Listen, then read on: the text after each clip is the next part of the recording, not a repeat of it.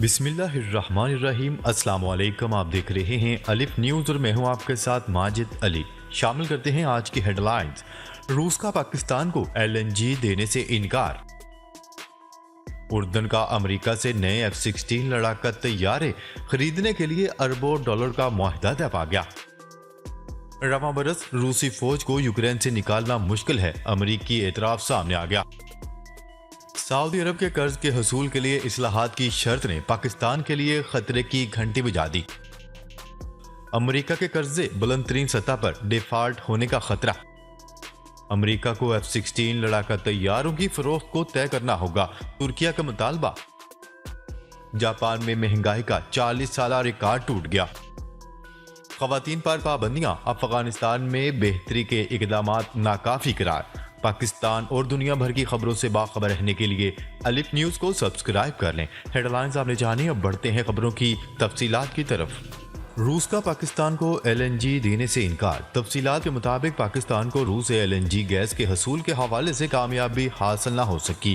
News report کے مطابق روس نے پاکستان کو LNG دینے سے معذرت کر لی۔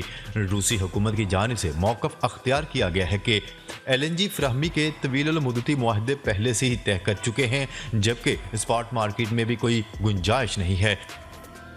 دوسری جانب روس نے پاکستان کو مارچ 2023 کے آخر تک خام تیل برآمد کرنے کا فیصلہ کر لیا۔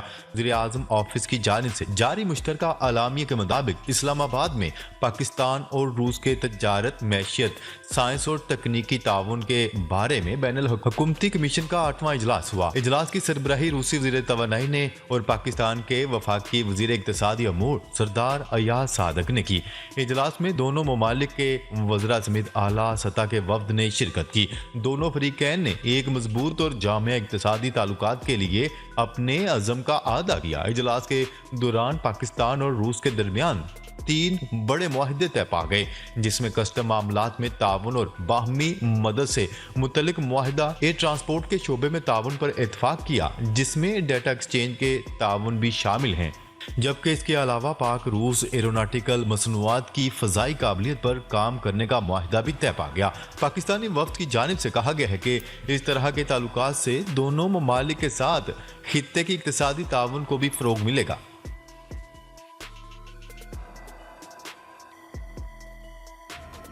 خبر کے اگلے حصے میں بات کرتے ہیں۔ اردن کی فضائیہ نے امریکہ سے نئے F-16 لڑاکا طیارے خریدنے کے لیے اربوں ڈالر کا معاہدہ طے کر لیا۔ دارالحکومت عمان میں اردن کے air force commander brigadier general Mohammad Hiyasat اور امریکی مشن کے ڈپٹی چیف نے معاہدے پر دستخط کیے۔ اردن کی خبرساز ایجنسی کی رپورٹ کے مطابق ایئر فورس نے بیان میں کہا ہے کہ یہ معاہدہ دفاعی صلاحیت کو بڑھانے، جنگ کی تیاری اور امریکہ کے ساتھ مشترکہ آپریشنز کا حصہ ہے۔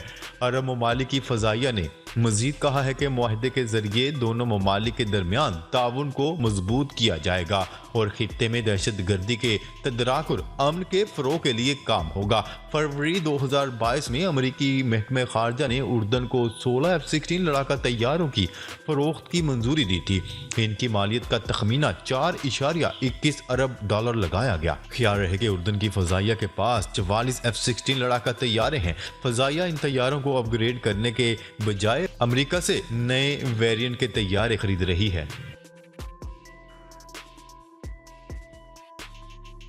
خبر کے اگلے حصے میں بات کرتے ہیں۔ امریکہ نے اعتراف کیا ہے کہ رواں برس روسی فوج کو یوکرین سے نکالنا بہت مشکل ہے۔ غیر ملکی میڈیا کی رپورٹ کے مطابق امریکی فوج کے سربراہ جنرل مارک ملے نے جرمن رامسٹین ایئر بیس پر ایک اجلاس کے بعد کہا کہ اس سال روسی فوج کو یوکرین سے نکالنا بہت مشکل ہے۔ جنرل مارک ملے کا کہنا تھا کہ جنگ صرف مذاکرات کی میز پر ہی ختم ہوگی۔ انہوں نے کہا ہے کہ فوجی نقطہ نظر سے یہ ایک بہت مشکل لڑائی ہے۔ دوسری جانب یورپ کے بعد امریکہ نے بھی یوکرین کو مزید بھاری اسلحہ دینے کا اعلان کر دیا۔ امریکی محکمہ دفاع کے مطابق یوکرین کو مزید 2.5 ارب ڈالر کی فوجی امداد دی جائے گی۔ امریکی امداد میں سینکڑوں بختر بند گاڑیاں، راکٹ بارود اور دفاعی سسٹم شامل ہوں گے۔ جو بائیڈن انتظامیہ نے یوکرین سے کہا ہے کہ نئے اسلحے کی فراہمی تک وہ روس پر جوابی حملے نہیں کرے۔ ادھر روس نے پھر دھمکی دی ہے کہ یوکرین جنگ میں اگر اس نے شکست کھائی تو ایٹمی جنگ ہو سکتی ہے۔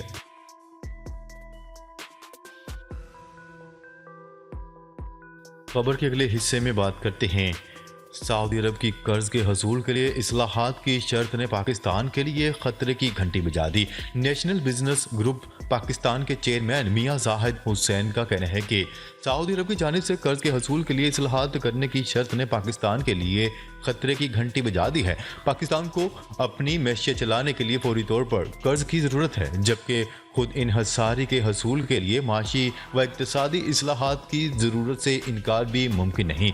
मुल्की मैशियत की तबाही में इम्पोर्ट्स पर मुकम्मल इन्हसार की पॉलिसी ने बुनियादी किरदार अदा किया। इक्तसादी तबाही का मलबा बैरूनी अवामल पर डालकर अवाम को धोखा न दिया जाए।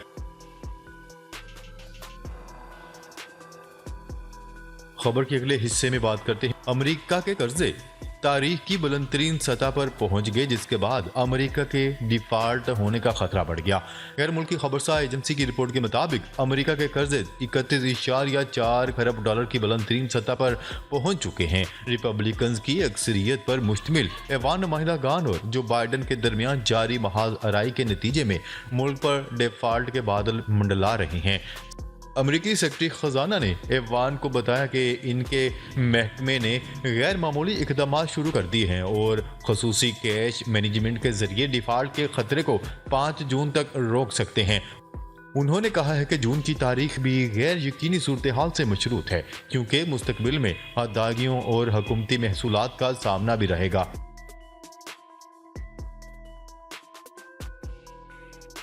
खबर के अगले हिस्से में बात करते हैं अमेरिका और तुर्किया के दरमियान ताल्लुकात में बरसों की ठंडक के बाद एक मरतबा फिर तुर्किया ने F-16 तैयारों की खरीदारी के हवाले से अमेरिका को मसला हल करने का कह दिया। अमेरिकी मीडिया की रिपोर्ट्स के मुताबिक तुर्क वजीर खारजा ने अमेरिकी हम मनसब एंथनी ब्लिंकन को बताया कि अंकारा का स्वीडन और फिनलैंड की नेटो में शमूलियत पर अपने एतराज़ को तर्क करना F-16 लड़ाका तैयारों की फरोख्त के लिए पेशगी शर्त नहीं होना चाहिए। उन्होंने सहाफ़ियों को बताया कि इनके मुल्क के सदर जो बाइडन की इंतजामिया पर जोर दिया है कि वो अंकारा को F-16 लड़ाका तैयारे फरोख्त करने के बारे में फैसला कुन हो और कांग्रेस को $20 बिलियन के मंसूबाबंद मुआहदे की मुखालफत ख़त्म करने पर राज़ी करे। उन्होंने ब्लिंकन के साथ अपनी मुलाकात के बाद तुर्की के सरकारी चैनल के बयानात में ये भी कहा कि ये जानना ज़रूरी है कि इंतज़ामिया फैसला कुन होगी या नहीं।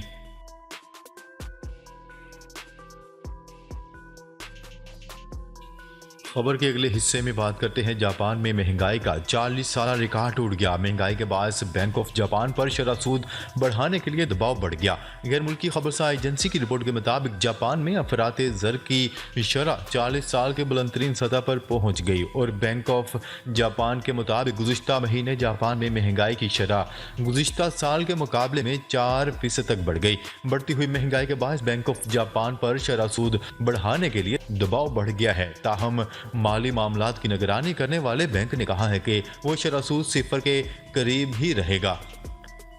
एक रोज कबल ही सामने आने वाली रिपोर्ट के मुताबिक जापान दुनिया का सबसे ज्यादा मकरूज मुल्क है और इसके कर्जे 9 खरब 20 अरब अमेरिकी डॉलर तक पहुंच गए हैं, जो जापान के GDP का 266% है।